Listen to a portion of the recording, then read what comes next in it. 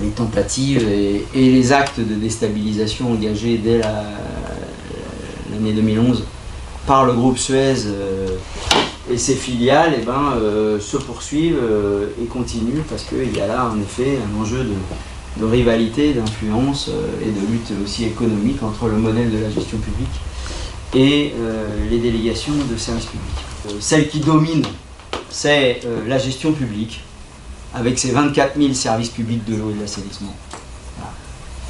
Voilà. Celle qui est minoritaire, ce sont les DSP, avec 10 400 contrats. Et qu'il faut arrêter de rentrer la tête dans les épaules en disant les majors dominent. Non. En territoire national, en nombre d'outils de gestion de l'eau, il y en a 24 000 pour le public, 10 400 pour le privé.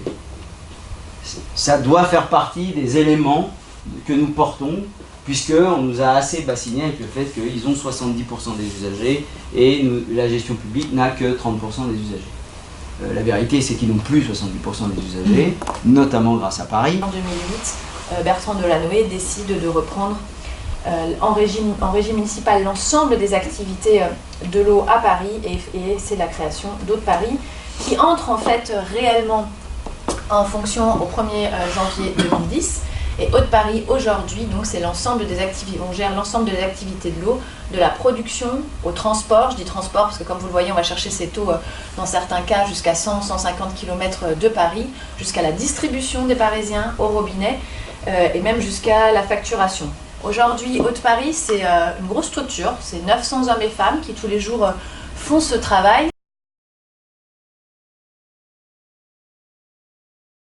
Ce qui est important à savoir sur le prix et qui a été quand même un enjeu fort au moment de la remunicipalisation, c'est que oui, aujourd'hui, Eau de Paris a un des prix les plus bas. Ce qui nous a aidé à faire la remunicipalisation, c'est deux choses.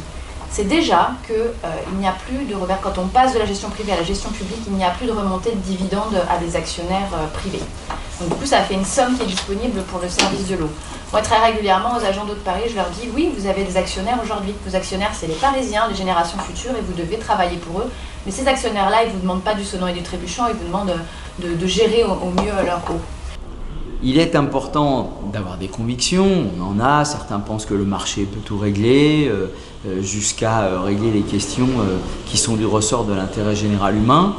Et puis d'autres, comme moi, pensent que ce qui est du ressort de l'intérêt général, des biens communs, doivent rester dans les mains des citoyens ou un temps donné dans les mains de leur représentation.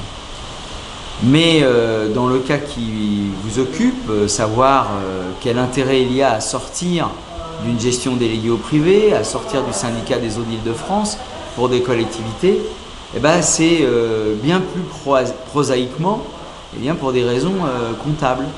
Tout simplement parce que avec nos factures d'eau, nous voulons payer le service de l'eau pour avoir de l'eau de qualité et suffisamment d'eau au robinet pour nos usages quotidiens. Et nous n'acceptons plus en tant que citoyens qu'on nous répercute des impôts et taxes, on nous répercute des dividendes versés à des actionnaires, on nous répercute des soi-disant frais pour de la recherche sans véritablement nous en faire bénéficier. On ne supporte plus que les excédents de fin d'année s'envolent.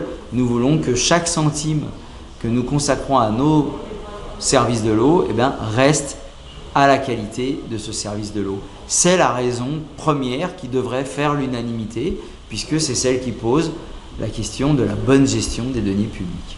Paris et la station, c'est 6 centimes par mètre cube, d'accord, sur un tarif TTC à 3,28 €, quand la moyenne du territoire autour est à 4,30 €. Donc ceux qui votent le choix d'aller vers Suez pour réinstaurer une part fixe qui est inutile à l'équilibre des comptes puisqu'il y a un excédent annuel qui est dégagé, qui n'a pas d'effet de ciseau à terme, que le projet lui-même du territoire permet l'entrée de nouveaux mètres cubes supplémentaires à infrastructure constante.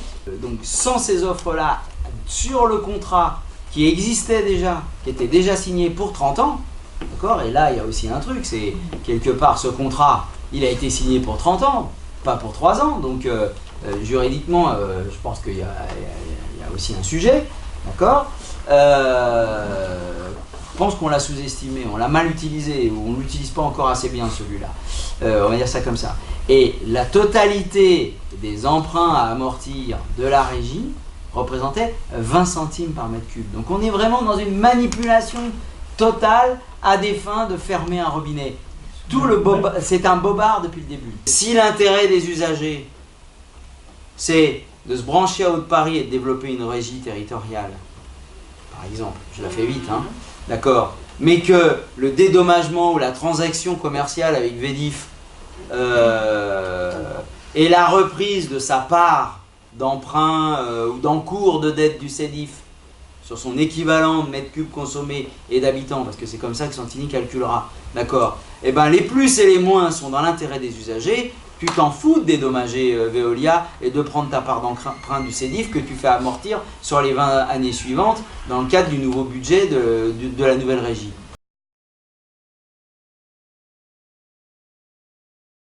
À Paris aujourd'hui, l'eau en fait est gérée de sa production des sources jusqu'au robinet des Parisiens par Haute-Paris. Sa spécificité à Haute-Paris, eh c'est d'être une entreprise 100% publique, c'est-à-dire qu'on a une gestion qui est faite à 100% par la ville de Paris. Nous n'avons plus délégué notre gestion à des grandes multinationales comme ça peut exister dans notre ville. Et ça a beaucoup d'intérêt. Ça a beaucoup d'intérêt parce qu'aujourd'hui, Haute-Paris est une entreprise qui à la fois a des éléments forts en termes, comme une entreprise, c'est-à-dire de gestion, d'efficacité en termes financiers et techniques, mais qu'en parallèle de ça, comme on est une entreprise justement publique, eh on ne verse pas de dividendes à des actionnaires qui souhaitent être rémunérés. Au lieu de verser des dividendes, on réinjecte tout l'argent, le bénéfice d'Haute-Paris dans les réseaux pour le service aux usagers. Et puis le fait d'être une entreprise publique, ça nous permet aussi de regarder l'avenir.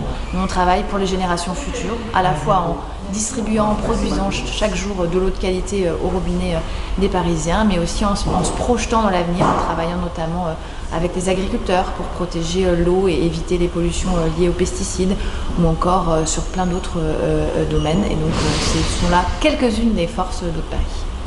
Haute-Paris s'est aussi créé sur l'idée qu'il fallait plus de transparence dans la gestion, parce qu'on le sait, l'histoire des entreprises privées de l'eau, c'est aussi un manque de transparence, on va dire, pour résumer la situation. On a, nous, aujourd'hui, un conseil d'administration d'Haute-Paris qui est composé très classiquement d'abord d'élus, puisque comme on est dans une gestion à 100% publique, les membres du conseil d'administration sont issus du conseil municipal de Paris. On a fait le choix à Paris que ces élus soient représentatifs des forces politiques qui sont celles présentes au Conseil de Paris. Sont aussi présents dans ce conseil d'administration 2 représentants des salariés qui ont un droit de vote délibératif au même titre que les administrateurs, 3 représentants associatifs qui eux aussi ont une voix délibérative.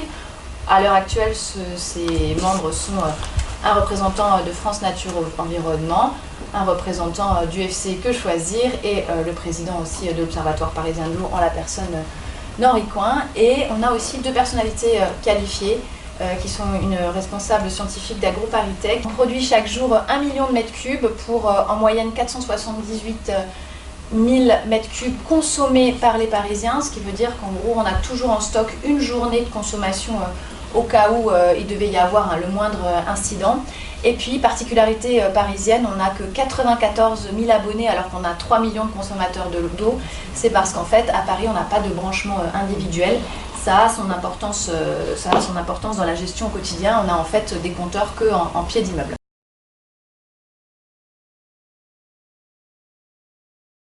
À partir du moment où vous considérez que l'eau est un bien commun de l'humanité, d'une part, et que d'autre part, 3 jours sans eau et vous êtes mort, la question de l'usage indispensable, de l'usage vital, est posée. Est-ce quelque chose qu'il faut payer, puisque c'est l'égal de l'air que je respire, ou est-ce que ça peut être accessible gratuitement? Mon idée, c'est que l'eau indispensable à la vie doit être gratuite pour être vivant et pour être en bonne santé. En revanche, l'eau qui concourt à un chiffre d'affaires peut être accessible dans des conditions qui nécessitent une facturation. Par son statut juridique, la régie publique est un établissement géré par un conseil d'exploitation ou un conseil d'administration. Et la loi prévoit que les citoyens, les usagers, les associations de consommateurs, les associations environnementales puissent siéger dans ces conseils d'administration ou ces conseils d'exploitation. Voilà pourquoi j'ai l'habitude de dire que, en effet, il est plus démocratique de gérer publiquement l'eau potable que de prolonger un mode de gestion ou renouveler un mode de gestion délégué à une entreprise privée. La loi permet à tout opérateur d'eau, donc y compris aux opérateurs publics et aux régies publiques, de participer à la coopération internationale. En effet, jusqu'à 1% du montant d'une facture d'eau, des moyens peuvent être levés et consacrés à des opérations liées à l'accès à l'eau dans des territoires qui manquent d'eau sur la planète. Nous sommes dans la même eau, dans la même biosphère. C'est un investissement, un exercice de coopération et de solidarité qu'il faut encourager. Et il n'est pas normal que seuls les opérateurs privés qui ont des arrière-pensées de développer leur influence et d'obtenir des nouveaux marchés s'impliqueraient en matière de coopération internationale. Il est important aussi que les opérateurs d'eau fassent de même et investissent cette question de la coopération et ces partenariats public-public au niveau international, d'autant que, comme dans beaucoup d'endroits du monde, c'est souvent une gestion familiale, une gestion communautaire, une gestion publique et pas une gestion par des opérateurs privés en mal d'argent qui est opérée. Donc il faut les encourager à rester sur cette voie de la gestion collective et de la gestion publique de l'eau. Et pour la plupart des gens, c'est normal parce que c'est un bien public, c'est un bien commun de l'humanité. On a besoin autant de l'air que des rayons de soleil que de l'eau pour vivre. Et donc je pense que naturellement les gens sont portés vers la gestion publique. Donc ensuite, comment on mobilise pour ça ? C'est le rôle des associations et c'est le rôle des élus locaux. Et donc de faire des pétitions, de faire des journées mobilisation, de faire des conférences, montrer des films comme Water Knocks Money ou d'autres films, Marée citoyenne, et de les montrer dans le cadre dans les MJC par exemple, ou dans des centres socioculturels dans lesquels ensuite on engage des débats et je pense que ça intéresse tout le monde. On va déposer un recours au tribunal administratif avec un certain nombre d'associations dont la coordination aux Île-de-France parce qu'on conteste les deux décisions du conseil communautaire qui ont été prises le 17 décembre par la majorité les Républicains UDI de prolonger pour 20 ans les contrats d'eau, d'approvisionnement en eau pour les villes de Savigny et de Paray. Sur le plan juridique, on estime qu'il y a deux choses qui ne vont pas. D'une part, c'est une délégation de service public qui est déguisée, normalement c'est 20 ans, et là les délégations sont de plus de 30 ans. Et d'autre part, ce sont des avenants, c'est-à-dire une modification légère du contrat normalement, et là elle modifie totalement les contrats. La deuxième chose, c'est quand on s'est vu, nous, à Lons-le-Saunier avec les gens de Haut Bien Commun France, on s'est dit qu'on avait besoin de contribuer à la formation des élus sur cette question de la métropole. Ce qui n'est pas non plus si simple. Les élus ont un peu l'habitude de se former entre eux. Ils n'aiment pas toujours se former avec d'autres, ou se confronter avec d'autres forces politiques et de réfléchir ensemble. Donc il y a un peu cette difficulté là. Nous ici, on est tous convaincus qu'il le faut. Donc des démarches ont été engagées auprès d'autres forces politiques dont on attend, qui sont un peu gênées pour certaines, mais dont on attend un peu la réponse rapide dans l'idée justement de poser les questions telles que vous les avez présentées, telles qu'elles ont été présentées là, parce qu'on sait bien que dans les territoires, les gens qui siègent dans les EPT, pour l'essentiel, l'eau, ils y connaissent rien. C'est leur donner l'accès aux élus à des comparaisons comptables, à des projets de services performants en gestion publique. Et puis c'est aussi une question de rapport de force, d'intervention citoyenne, de votation citoyenne à l'initiative de collectifs d'usagers qui vont amener les gens à se dire « Ah bah oui, tiens, au fait, pourquoi mon eau est gérée comme ça et pas plutôt comme ci ?» et ainsi de suite. C'est un travail d'éducation populaire. On a un peu l'impression de vider l'océan avec nos doigts quand on s'investit dans cette bataille. mais je crois que c'est un défi qui mérite d'être relevé. En tout cas, en tant que citoyens, nous devons essayer de faire valoir l'intérêt général. Impliquer les citoyens est indispensable. Ce sont eux qui payent l'équilibre financier de tous les services de l'eau en France, selon un principe de l'eau paye l'eau. Pour autant, il y a des disparités territoriales, il y a des gaspillages en termes d'eau dans le transport du fait des fuites. Il y a tellement de raisons que les gens aillent s'en mêler, tellement c'est une question qui est devenue totalement opaque. Pour ce qui est des idées concrètes, moi je crois dans une certaine capacité des gens à réagir, soit sur la base de la facture, soit à propos de la qualité sanitaire de l'eau, et qu'il faut se mettre à disposition, quand on a cette conviction, de son voisin, du passant dans la rue, de les interpeller pour engager le dialogue. Je crois beaucoup dans la formule des porteurs de parole, des interpellations publiques qui donnent la parole aux citoyens pour réagir à des choses qui ne leur paraissent pas conformes à l'intérêt général et à l'intérêt commun. En cela, les méthodes et les pratiques du mouvement associatif, du mouvement coopératif, de l'éducation populaire, notamment, sont extrêmement précieuses. La coordination Eau Île-de-France a su développer ce type d'outils et elle doit être encouragée à poursuivre. Il est évident que les expériences réussies, et elles le sont toutes, il arrive qu'on les insulte, qu'on les calomnie, qu'on les décrie. Mais ça, c'est des gens qui sont en mal de se mettre au service des intérêts particuliers, des multinationales, des lobbies qui critiquent la gestion publique. Mais bien entendu que Haute-Paris et les différentes expériences franciliennes sont des points d'appui considérables pour créer des effets dominos en faveur du retour de la gestion d'un bien commun dans un cadre commun et pas dans les mains de marchands en mal de vouloir vendre de l'eau coûte que coûte. D'ailleurs, s'il y a autant de fuites dans bien des territoires sur les réseaux de transport, c'est parce que ça ne pose pas de problème aux vendeurs d'eau. Ils se rémunèrent sur les fuites puisque la vente d'eau en gros à la source, gratuite dans la nature, commence à être déjà pour eux un des éléments de leur chiffre d'affaires et de leur profit.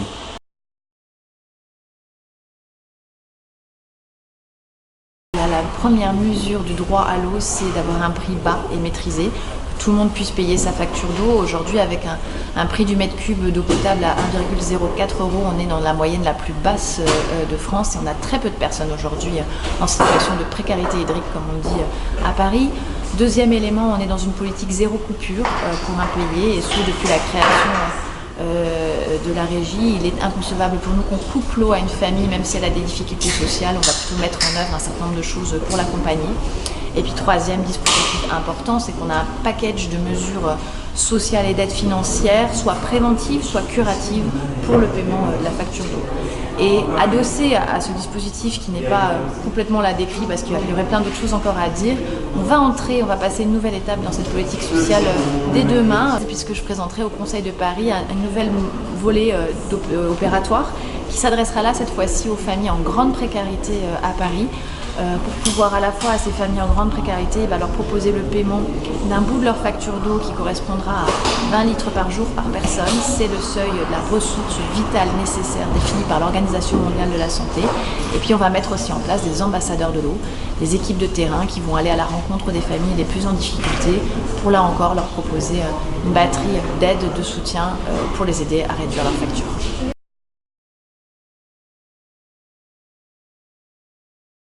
Paris aujourd'hui, on va dire, a 5 grands enjeux majeurs auxquels elle doit répondre dans les 5 années qui viennent.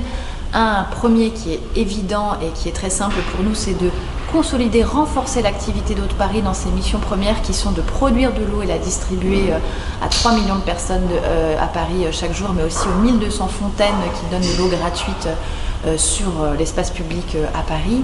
Un deuxième axe important pour Eau de Paris, c'est de développer une politique sociale Haute-Paris s'est construit sur une idée forte que l'eau est un bien commun, un bien qui n'est pas un bien marchand comme les autres. Et donc du coup, en plus de notre activité industrielle, on travaille très fortement pour que tout le monde à Paris, quelles que soient ses conditions de ressources, ses conditions économiques, ait accès à une eau de qualité. Donc on a plusieurs dispositifs de politique sociale. Troisième élément important, Haute-Paris travaille sur la politique environnementale. Aujourd'hui, l'eau qui arrive au robinet des Parisiens, plutôt que de la traiter dans des usines de potabilisation, eh bien, vu qu'elle vient de ressources souterraines sur lesquelles il y a des terres agricoles, eh bien, on travaille avec les agriculteurs, on les aide à passer à l'agriculture biologique pour à la fois développer une agriculture bien plus respectueuse de l'environnement et plus respectueuse de l'eau aussi, qui arrive jusqu'au robinet. Et puis après, il reste que 2 grands sujets de développement pour Haute-Paris dans les années qui viennent, à la fois à l'international. Haute-Paris n'est pas seulement l'entreprise publique de Paris, c'est aussi un acteur de coopération internationale. On est aux côtés de villes, de pays qui souhaitent développer des schémas directeurs d'eau en Afrique, en Asie. On est aux côtés des villes pour partager notre expérience d'Haute-Paris avec elles. Et puis, dernier sujet majeur d'actualité, Haute-Paris est bien décidée à devenir une actrice de la métropole du Grand Paris. Et nous travaillons aujourd'hui à développer des partenariats avec les communes. C'est aux élus responsables des services de l'eau et de l'assainissement dans toutes ces communes de prendre cette décision. C'est à eux de décider du mode de gestion qu'ils souhaitent donner à leurs services d'eau et d'assainissement. Tout ce que je peux leur dire, c'est que Haute-Paris aujourd'hui est un atout majeur pour la ville de Paris. Notre fonctionnement en régie publique est un atout vraiment très important en matière industrielle, économique, sociale, environnementale. Tout est là et vraiment et on pose des jalons pour l'avenir et que je suis évidemment à leur disposition s'ils souhaitent en savoir plus et en discuter en direct pour prendre leurs décisions.